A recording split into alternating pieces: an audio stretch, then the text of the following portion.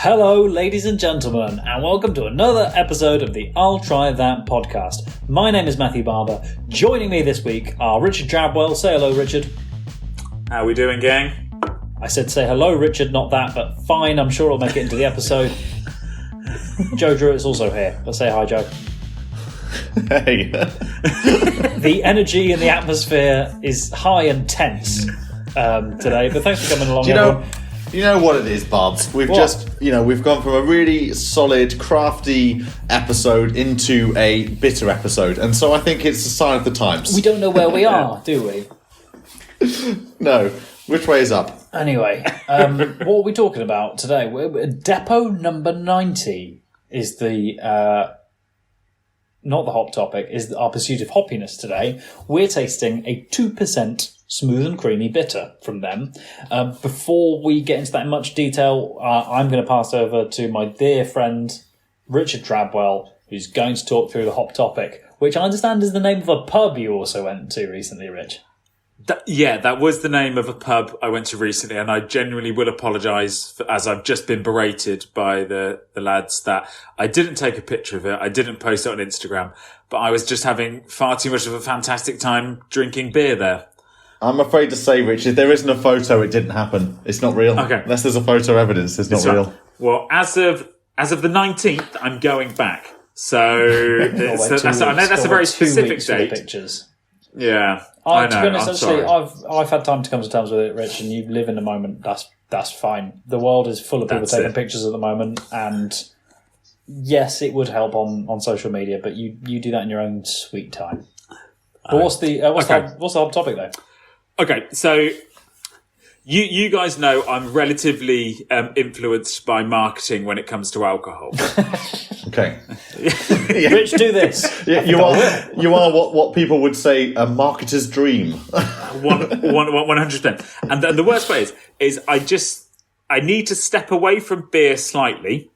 But then I'm going to bring it back to beer. So don't. Okay, good. I think we might have people turning off if you're not going to talk about beer. So recently I was perusing Instagram and an advert took my attention. This could be going anywhere at this point. Yeah, on my. But this sounds like one of your meandering stories. Yeah. And look, I'm also as well as I'm a fan of beer, I'm also a fan of wine. I don't mind a glass of wine. Everyone is a fan of wine. And I recently purchased a new wine that has just come onto the market, produced by a very famous rapper.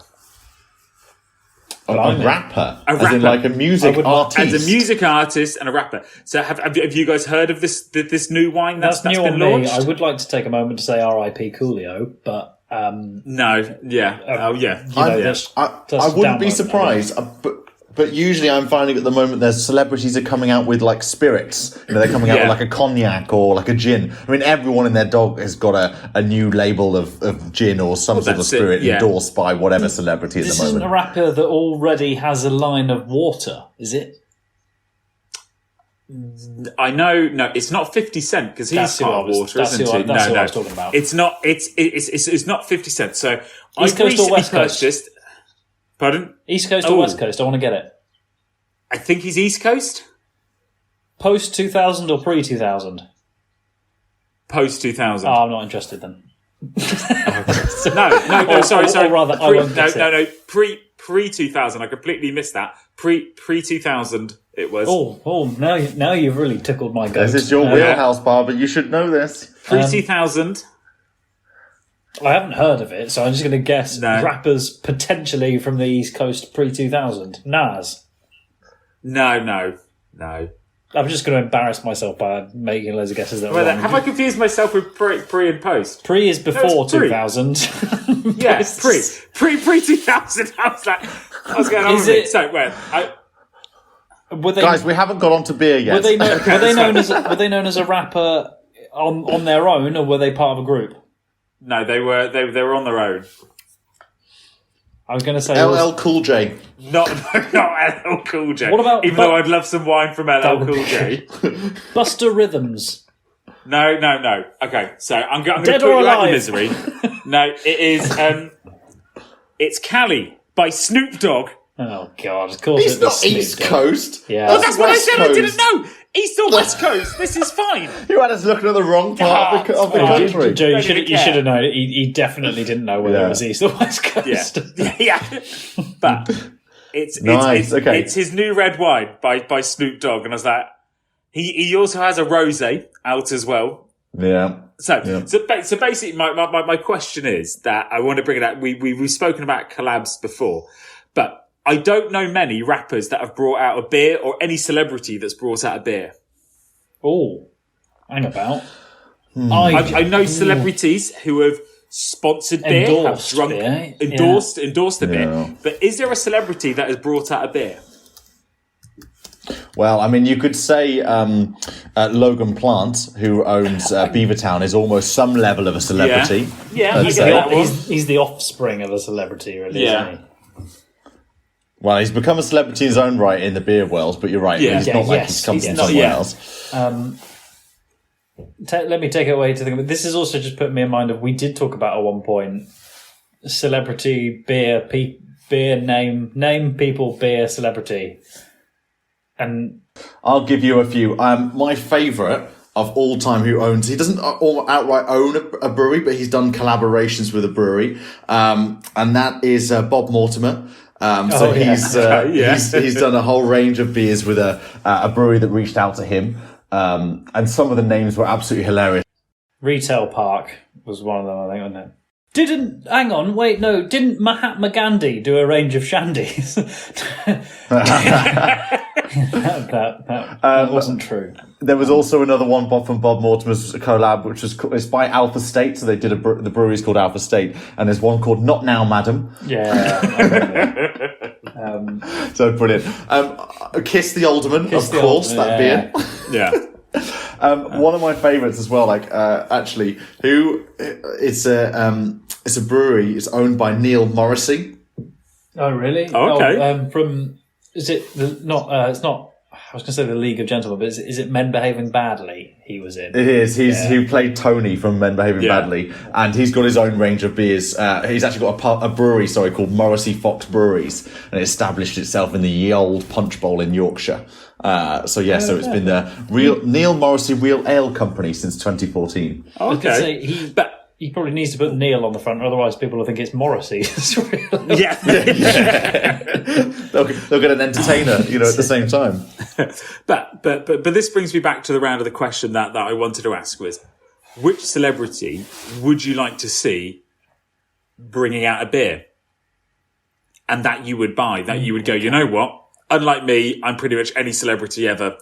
If they made some form of alcohol, I'm probably going to buy it. Bear with me, and there's a joke in here somewhere. I just I need 15 minutes to think about it, and then my initial thought was I was just thinking of celebrity puns with beers. We've had Barbra Streisand puns with beer names and stuff like that. But I'm sure we mentioned this before because there was people with beers named after them, and the only ones I can remember right now is Beck and Beck's. And there was a goalkeeper for Bristol City who used to be called, probably still is, Julian Speroni. That's the only one I can remember. If I'm honest, it's not really an area in beer that I'd want. If they were to brew it, I'm not sure I'd go, oh yeah, it's because this person's brewed it. I'd want them to already have a really long history in either brewing or whatever. Don't get me wrong. Okay.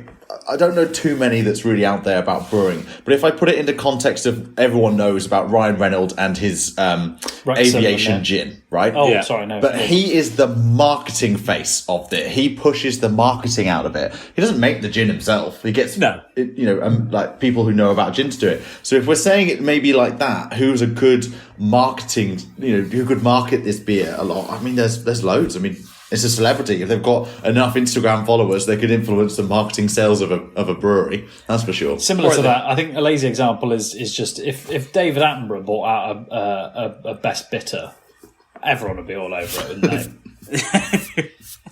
Just be like, because it's just like Dave's brews. Well, just like he's got real salt of the earth in his old age. I like it, but I know that some people think best bitters are for granddads, and he everyone would like David Attenborough. He's everyone's granddad. Yeah. He is everyone's granddad.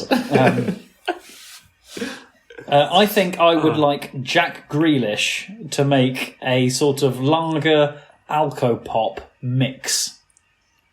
Oh, that sounds horrific.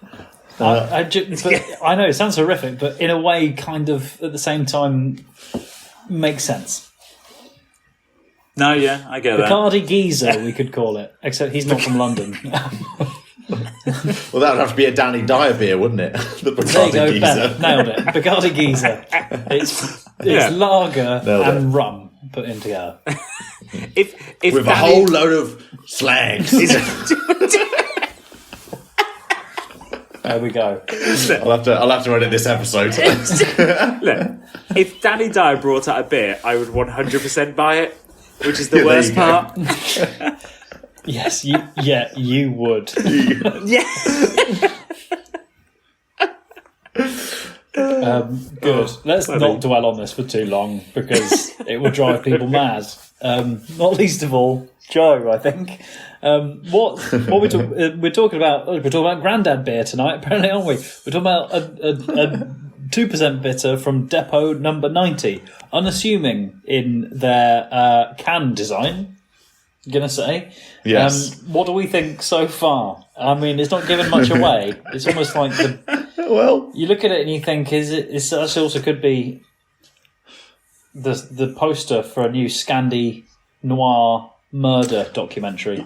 You're absolutely spot on. If this wasn't a 2% bitter and this was like put on someone's wall and priced at £1,000, it would be the most minimalist, kind of like art piece ever. Look at the can. It's got this like box at the top with Depot in caps and then number 90, 2% bitter, smooth and creamy, you know what it is. And then it's got some building illustration, which I can only presume is some sort of depot.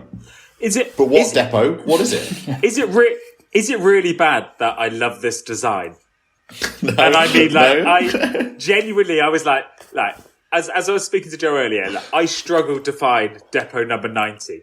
I had to get onto my hands and knees at the bottom shelf in Sainsbury's and pull it out for the back of the bitter section. But when I pulled it out and when I'm looking at this can, I'm like, oh God, I really like this can.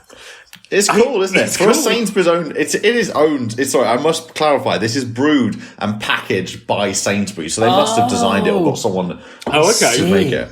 Because in fairness, there has been a bit of a theme of some episodes recently. We have done a few and possibly have a few more coming up of beers that are stocked by Sainsbury's. But I didn't appreciate this as one of their own. I thought this was just quite an unassuming brewer who didn't want to pay their No, I think you're right. too much. I was trying to look for more deeper meaning into the brewery and the history of this Depot Number 90, but no, it's clearly states on the packaging it's a brewed and packaged by Sainsbury's, which I think is hilarious. I just want to know who in the Sainsbury's marketing department goes, you know what we need is a 2% bitter with absolutely zero advertising and a minimalistic can. Sold! Well, the thing is, Drabs, their advertising is the fact that they've got Sainsbury's. They can put it out on shelf and people will see it and go, oh, I'll pick that up. Yeah. That's a 2% bitter. It's, it's not very expensive. It's quite inexpensive. It's a 2%. I'll pick that up. I'll give it a go. And There's also, already you've got a market there. To that end, how many other 2% bitters do you know?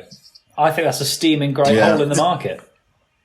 Yeah, no, there is you're absolutely spot on. God, you're so on trend right now, Barbara. Stick with me, kid. There's that, because isn't there? We're talking so much more about non-alcoholic or low ABV beers, and Sainsbury's have come out and done it. They've only gone and done it, boys. They've come out with a low ABV beer. To a rapturous applause. Actually, that said, I said that like almost like a bit of a joke. My dear old man Ian is not here. I mean, he's in Canada. I think he's going to think this is a great idea. I can't wait. I wish he was here I wish I could give him one of these and say, "What do you think of this?" and give him the feedback. I think there are people who will think this is fantastic. And you know what annoys me more is you guys know I'm not the biggest fan of a bitter or Are you not? alcohols of this genre, and other things like that. And it annoys me that I'm tasting this, and you know what? I'm like, it's not bad. Yeah. And it pains me to admit that this tastes okay. I mean, it doesn't pain me by the same vein, but it does. I actually really do enjoy this 2%. Like, it's not what I would be consuming all the time, but hey, it's a 2% beer. It's so low alcohol. It was very inexpensive, as I said, and it actually goes down well. I'm not getting the smoothness and the creaminess as I probably would get with some other bitters. I'm thinking like a that is somewhat grandiose. Tetley's. It is very. It's quite weak actually in taste, but actually it's got enough hint of a beer that it's very palatable. It's quite thirst quenching almost. Yeah. We've drunk a lot of low alcoholic beverages, zero alcoholic beverage beers, and all this sort of stuff. But this actually has some flavour and a bit of oomph to it. You've got a bit of taste. It's not just like drinking some water with a hint of hops sort of idea. I like it. Up and out. Very malty, isn't it? Yeah, it's a malty like it. One. Yes, I think we're all in agreement. We like it, don't we? I think we're all saying we quite like this. Good, quick episode. Although, in saying that, I know what we like and how we've talked about it. But I always like with these things is to go online and see what are the people saying about these beers. What are the people And so saying? I love looking at some I thought reviews. we were the voice and of so the I've people. We are, but we love to hear off our gilded mountain. We love to have a look down sometimes. I met a person once. So I've trawled the internet for reviews on depot number 90. Oh wow! From You the People. So I'm first off going to the glamorous site of trolley.co.uk and trolley or trolley. Trolley.co.uk. That's fine, but I want to know what Mumsnet think of it. So I've got two here for you. I've got a 4 out of 5 star review. Okay. This is great for a barbecue and general drinking if you don't want to get too drunk. I thought that's we know what this person's all about. That's it. Hit the nail on the head. Got another one here. Now we're going down. We've got a 3 out of 5 star review here. Okay, so we're going. This person went from 4 down to 3. Very weak / watery tasting, but gives just a pleasant hint of beer when you want to quench your thirst without too much alcohol or hoppy bitterness. Hang on, one of you must have written that. That was what you just said. That was very close to what we said, actually, wasn't it? I don't know, so, in fairness, again, we're all entitled to our opinion, but if you do have one of these and go, well, it's like a low percentage version of a normal bitter, it's been like, yes, that's the idea. I'm really pleased you brought that up, Bobs, because I've got a half-star review here I want to read out to you. Oh, this is going to make my day. But the thing is, this is going to be like those people who went, it was like, you know how these days they make you pay for bags at supermarkets? Just take some of your old ones and you don't have to. And it's like, yes, that's what that's for. That's the point. Go on, hit me up with this. It's going to be a horror show. You and Simon C, who's written this would have a right old row about this one. Carbonated, very little taste. Neither smooth nor creamy, but it is 2%. You drink this if you're worried about the safety of the water. Probably very popular in the 18th century. Never ever drink this beer. Is Simon saying this has been around since the 18th century? No, of course not. He's got this common misconception that water was bad back in the day, which actually, no, it wasn't. It was pretty good. That's why they made beer from it. Oh, neither smooth nor creamy. For instance, I recently bought and drank some double cream. That was much creamier than this and smoother, in truth.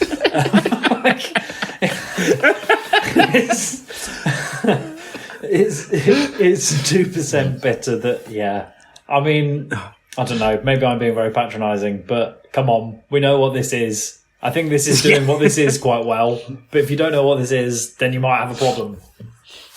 It's I want to just repeat my favourite phrase the favourite tagline from Ron Seal.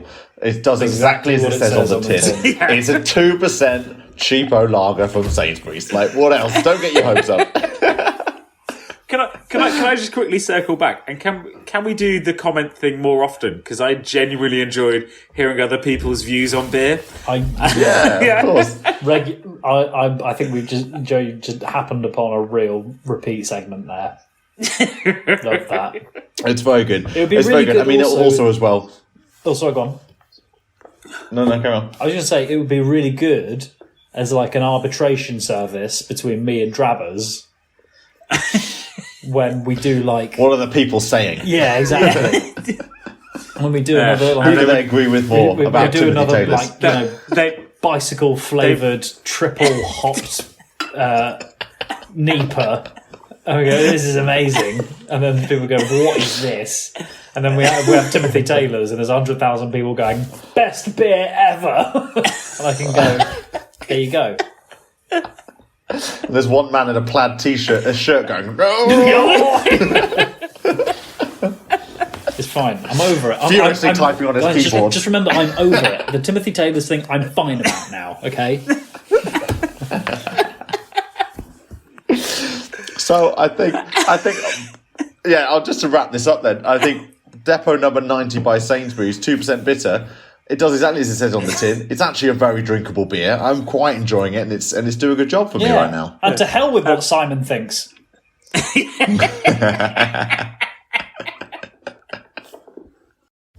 And that's all we have time for this week's episode of the I'll Try That podcast. And so from me, Joe, Rich, Barbara, and Simo, goodbye. Don't forget to follow us on Instagram, Twitter, I'll try that podcast.com. and watch us on YouTube. Goodbye now.